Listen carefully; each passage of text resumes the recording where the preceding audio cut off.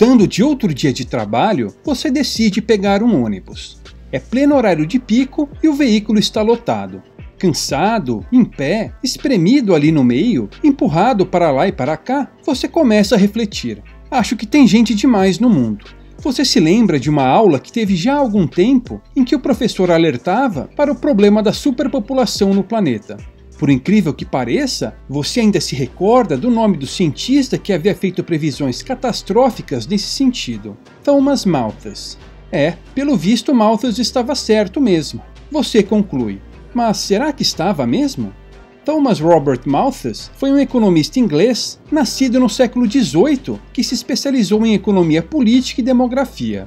Em 1798, ele publicou um livro seminal, intitulado Um Ensaio sobre o Princípio da População. Segundo esse autor, a população humana crescia de forma geométrica, enquanto a produção de alimentos crescia de forma aritmética.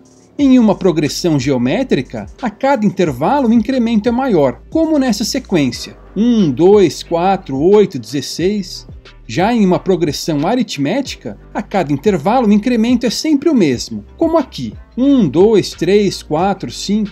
Note que, se isso é verdade, a diferença entre o tamanho da população humana e nossa capacidade de produzir alimentos vai aumentando com o tempo.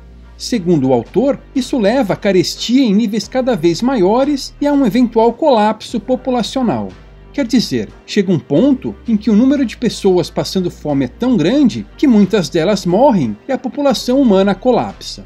A esse respeito, escreveu Malthus em seu livro: a capacidade da população em crescer é tão superior ao poder da terra em fornecer recursos para o homem que a morte prematura deve, de uma forma ou de outra, visitar a raça humana.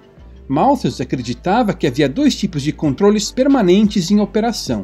O primeiro eram os controles preventivos, como a abstinência sexual e o casamento tardio, que levavam a uma diminuição da taxa de natalidade. Se a intensidade desses controles preventivos não fosse autossuficiente, apareciam os controles positivos, como fome, doenças e guerras, que levavam a um aumento da taxa de mortalidade, no que ficou conhecido como catástrofe malthusiana.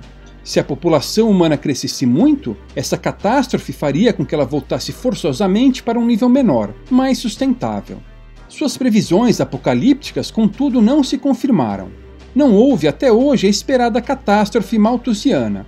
A produção de alimentos acompanhou o nosso crescimento populacional graças ao desenvolvimento das técnicas agropecuárias, à mecanização, à introdução de linhagens altamente produtivas, ao uso de fertilizantes e defensivos agrícolas, entre outros.